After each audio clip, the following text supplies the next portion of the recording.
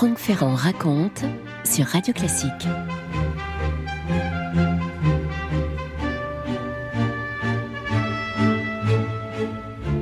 Il fait un temps épouvantable à Londres, épouvantable. En même temps, on est à la fin du mois de novembre, me direz-vous. Novembre 1893, toutes les rues sont trempées. Il faut éviter les flaques qui longent les trottoirs londoniens. Et en cette fin de matinée plus qu'humide, un homme traverse le quartier de Westminster.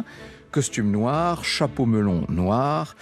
On peut remarquer qu'il a le pas pressé, une serviette sous le bras dans laquelle on devine qu'il a pu glisser un certain nombre de papiers personnels. Cet homme, il a 35 ans environ. Cela fait 6 ans qu'il est devenu une célébrité, un auteur à succès. Il s'agit d'Arthur Conan Doyle.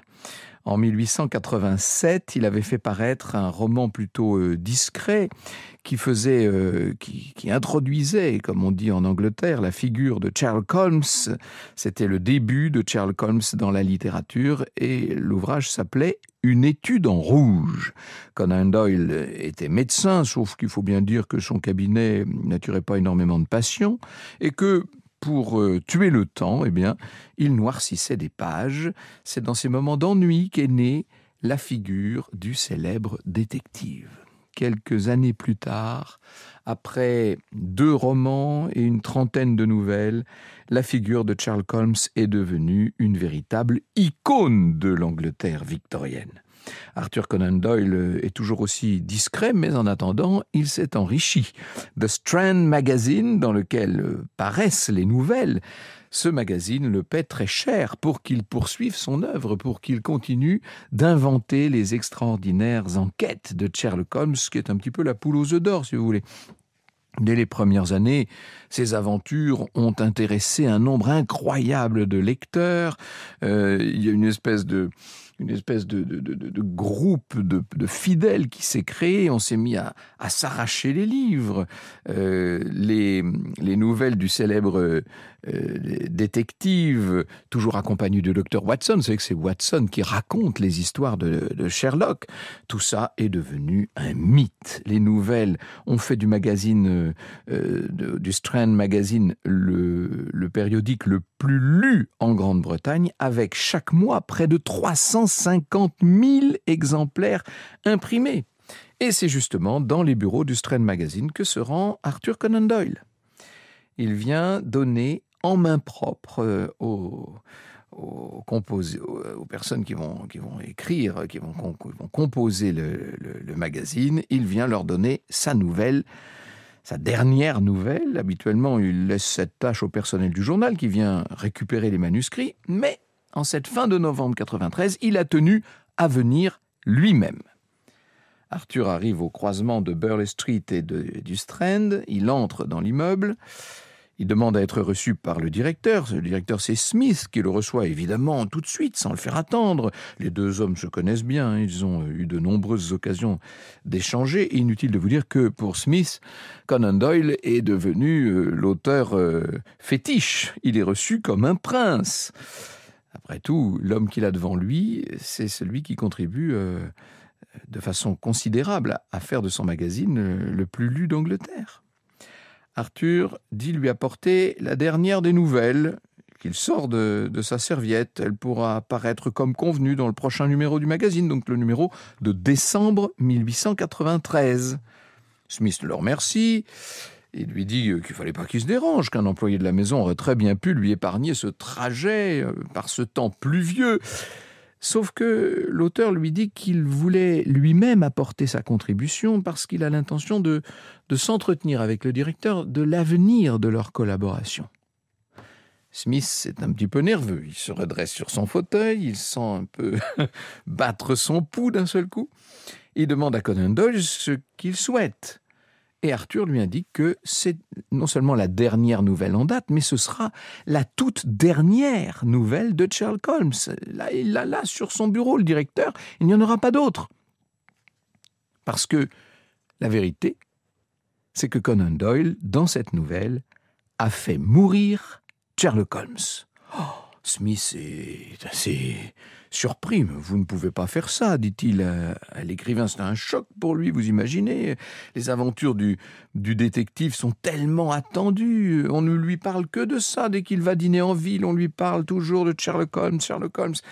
Et Conan Doyle sait que la fin de cette aventure va pour le magazine être un problème, c'est incontestable. Il dit à Smith qu'il a tout à fait l'intention de publier d'autres nouvelles, qu'il fera même s'il veut d'autres romans, des romans historiques, mais sans la figure de Sherlock.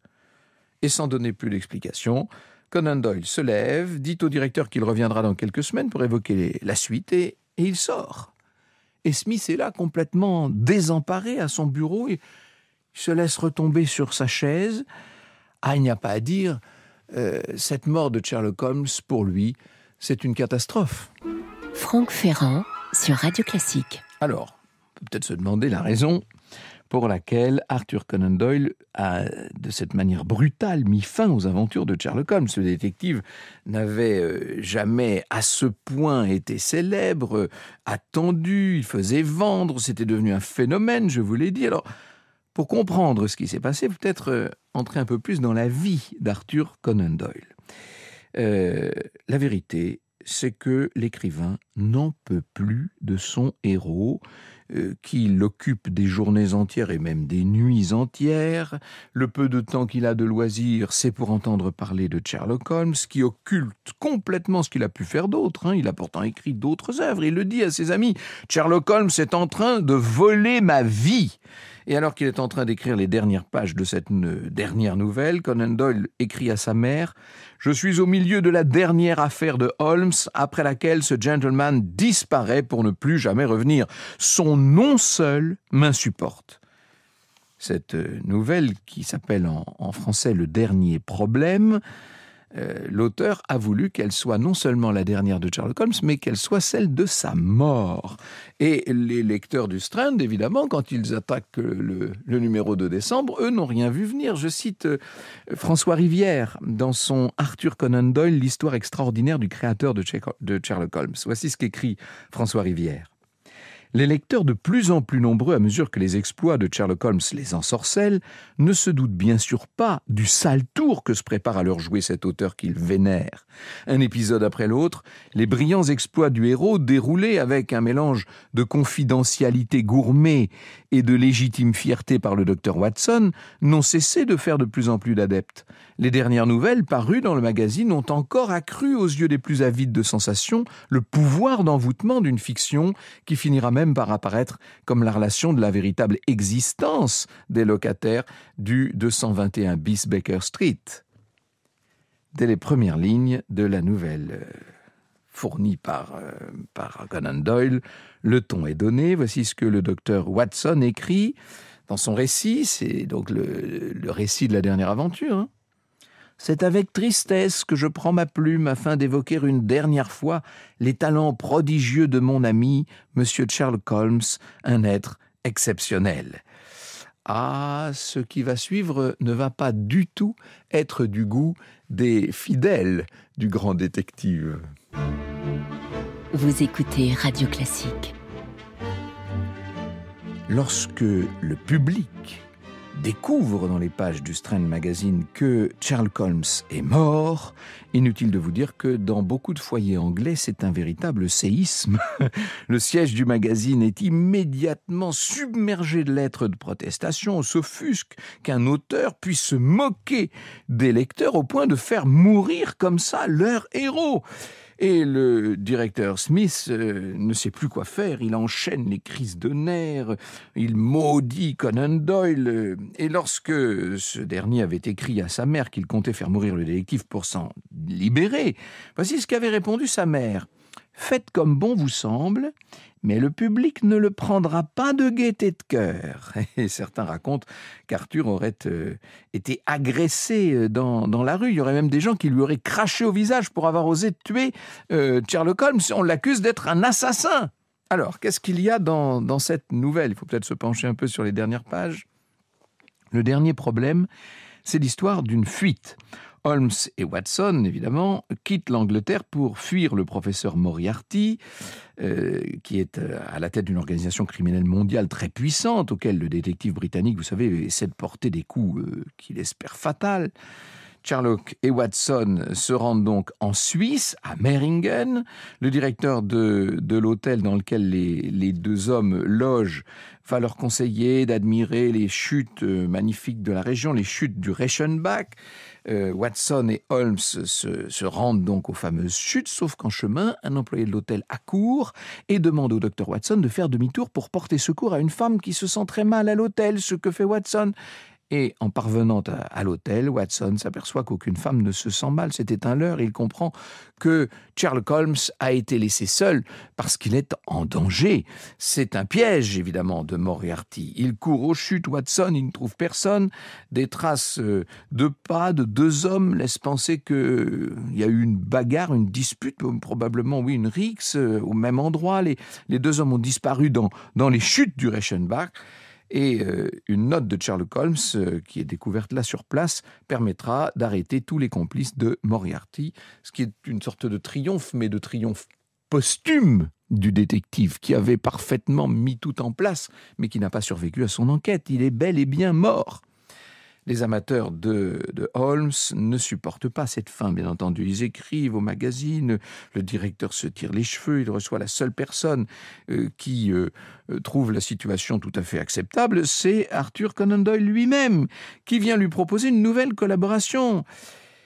Et Smith comprend que quoi qu'il fasse et quoi qu'il dise, il ne va pas parvenir à convaincre Conan Doyle, de ressusciter son héros. Alors, à défaut de mieux, il accepte ses prochaines nouvelles et l'écrivain lui demande quelques mois quand même pour avoir le temps d'écrire autre chose, des romans historiques. Le mois suivant, on est donc en janvier 1894, Arthur se rend à Davos en Suisse avec sa femme Louise et leurs deux enfants pour profiter de l'air de la montagne. Il faut savoir que quelques mois plus tôt, les médecins lui ont diagnostiqué la tuberculose. C'est donc à Davos que la famille s'installe. L'état de santé de Louise a l'air de s'améliorer dans ce bon air suisse et elle accepte que son mari se rende aux États-Unis pour y chercher l'inspiration pour de nouvelles histoires. Et avec son frère, Conan Doyle va parcourir une partie des États-Unis, Chicago, Indianapolis, Toledo, Detroit, Milwaukee.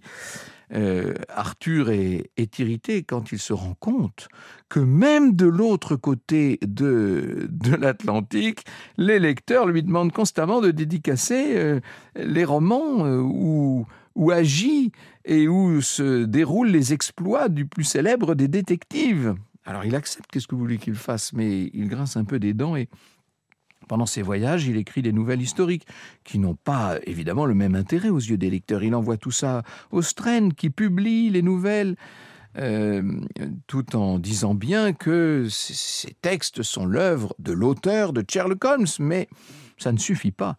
Les lettres continuent d'arriver par brouettes entières, demandant toujours la même chose, le retour de Sherlock Holmes. François Rivière écrit: à son retour dans le vieux monde, Arthur rejoint Louise à Davos et se procure une paire de skis norvégiens considérés comme particulièrement performants pour se consacrer à un sport qu'il contribuera à faire connaître. Il exécutera ainsi plusieurs descentes mémorables, dont une sur le dos, heureusement sans gravité, comme pour tester la résistance du Harris Tweed de son costume. Il se remet bientôt à écrire, donnant naissance à la figure pittoresque et attachante du brigadier Étienne Gérard, auquel il a beaucoup pensé pendant son séjour outre-Atlantique. Et c'est à la figure de ce brigadier que pendant près de 10 ans, Arthur Conan Doyle va se consacrer, toujours dans le Strand Magazine. Pour l'écrivain, Sherlock Holmes est derrière lui. Pas question de le ressusciter. Il est mort dans les chutes du Reichenbach. Enfin, ça c'est ce qu'il croit. Ça c'est ce qu'il voudrait penser encore. Franck Ferrand sur Radio Classique. Nous sommes arrivés en 1903. Vous voyez qu'on a fait un petit bond dans le temps. Ça fait 10 ans que Sherlock Holmes est mort. Il y a eu 2 petites exceptions quand même, puisque Sherlock a été interprété au théâtre avec l'accord de Conan Doyle, évidemment.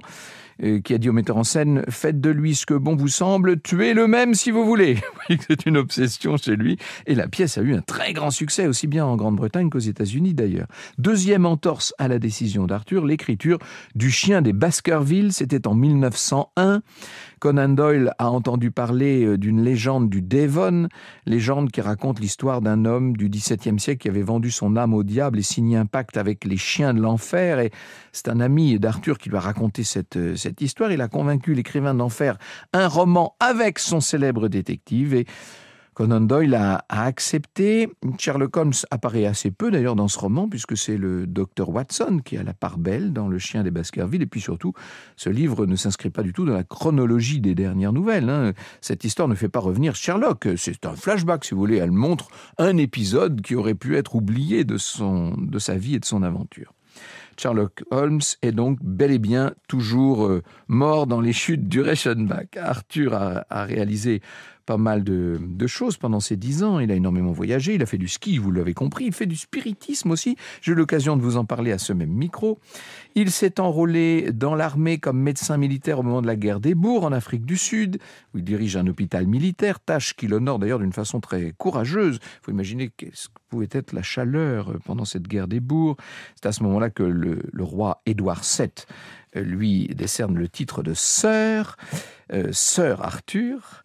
Il a aussi fait construire une très grande maison à Hindhead avec tout l'argent qu'il avait pu gagner grâce à Sherlock Holmes, parce qu'il faut dire que son niveau de vie n'est plus du tout le même. Et c'est d'ailleurs, pour tout vous dire, ce qui va peut-être un peu changer les choses. Franck Ferrand sur Radio Classique. 1903 donc. Alors qu'Arthur se trouve chez lui avec sa femme, ses 2 enfants et sa mère. Sa mère est toujours très présente, Mam, comme il l'appelle, est toujours très présente dans sa vie.